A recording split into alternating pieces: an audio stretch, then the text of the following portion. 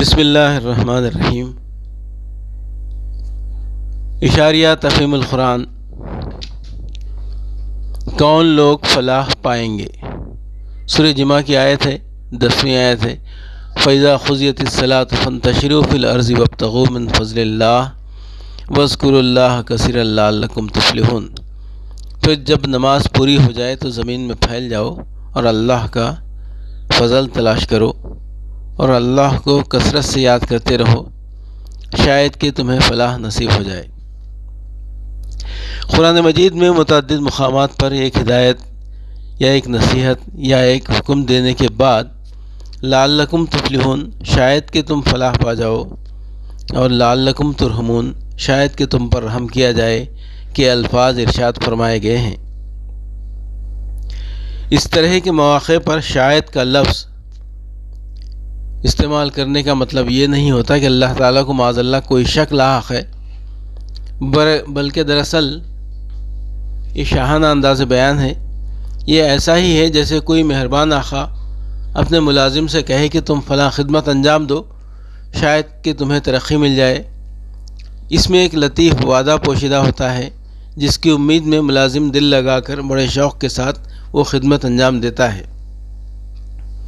کسی بادشاہ کی زبان سے کسی ملازم کے لیے یہ فقرہ نکل جائے تو اس کے گھر خوشی کے شادیانے بج جاتے ہیں۔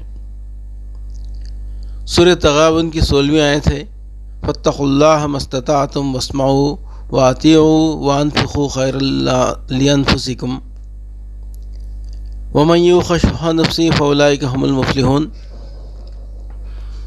اور سنو اور اطاعت کرو اور اپنے مال خرچ کرو، یہ تمہارے ہی لیے بہتر ہے۔ جو اپنے دل کی تنگی سے محفوظ رہ گئے ہیں، بس وہی فلاح پانے والے ہیں۔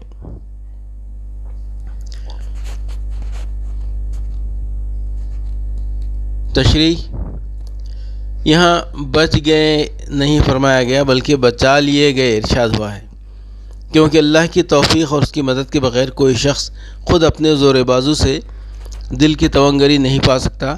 یہ خدا کی وہ نعمت ہے جو خدا ہی کے فضل سے کسی کو نصیب ہوتی ہے۔ شح کا لفظ عربی زبان میں کنجوسی اور بخل کے لیے استعمال ہوتا ہے، مگر جب اس لفظ کو نفس کی طرف منسوب کر کے شح نفس کہا جائے تو یہ تنگ نظری، تنگ دلی، کم حوصلگی اور دل کے چھوٹے پن کا ہمانی ہو جاتا ہے، جو بخل سے وسیع تر چیز ہے، بلکہ خود بخل کی بھی اصل جڑ وہی ہے۔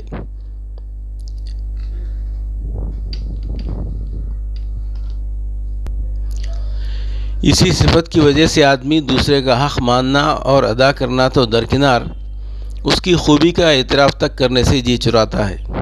وہ چاہتا ہے کہ دنیا میں سب کچھ اسی کو مل جائے اور کسی کو کچھ نہ ملے۔ دوسروں کو خود دینا تو کجا، کوئی دوسرا بھی اگر کسی کو کچھ دے تو اس کا دل دکھتا ہے۔ اس کی حرص کبھی اپنے حق پر خانے نہیں ہوتی، بلکہ وہ دوسروں کے حقوق پر دست درازی کرتا ہے، یا کم از کم دل سے یہ چاہتا ہے کہ اس کے گرد و پیش دنیا میں جو اچھی چیز بھی ہے اسے اپنے لیے سمیٹ لے اور کسی کے لیے کچھ نہ چھوڑے۔ اسی بنا پر قرآن میں اس برائی سے بچ جانے کو فلاح کی ضمانت قرار دیا گیا ہے، اور رسول اللہ صلی اللہ علیہ وسلم نے اس کو ان بدترین انسانی اوصاف میں شمار کیا ہے جو فساد کی جڑ ہیں۔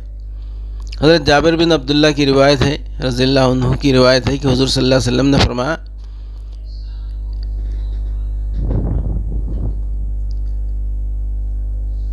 شح سے بچو، کیونکہ شح ہی نے تم سے پہلے لوگوں کو ہلاک کیا۔ اسی نے ان کو ایک دوسرے کے خون بہانے اور دوسروں کی حرمتوں کو اپنے لیے حلال کر لینے پر اکسایا۔ اس نے ان کو ظلم پر آمادہ کیا اور انہوں نے ظلم کیا، فجور کا حکم دیا اور انہوں نے فجور کیا، خطِ رحمی کرنے کے لیے کہا اور انہوں نے خطِ رحمی کی۔ حضرت ابو ہریرہ رضی اللہ عنہ سے روایت ہے کہ حضور صلی اللہ علیہ وسلم نے فرمایا، ایمان اور شح نفس کسی کے دل میں جمع نہیں ہو سکتے۔ ابن ابی شیبہ، نسائی، بیہقی فی شعب الایمان، حاکم۔ حضرت ابو سعید خدری رضی اللہ عنہ کا بیان ہے کہ حضور صلی اللہ علیہ وسلم نے ارشاد فرمایا، دو خصلتیں ہیں جو کسی مسلمان کے اندر جمع نہیں ہو سکتی، بخل اور بدخلقی۔ ابو داؤد، ترمذی، بخاری فی الادب۔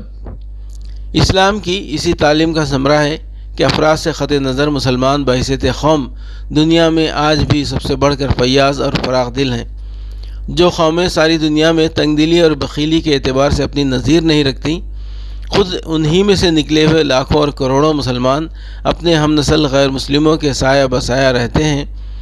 دونوں کے درمیان دل کی فراخی و تنگی کے اعتبار سے جو صریح فرق پایا جاتا ہے، اس کی کوئی توجیہ اس کے سوا نہیں کی جا سکتی کہ یہ اسلام کی اخلاقی تعلیم کا فیض ہے جس نے مسلمانوں کے دل بڑے کر دیے ہیں۔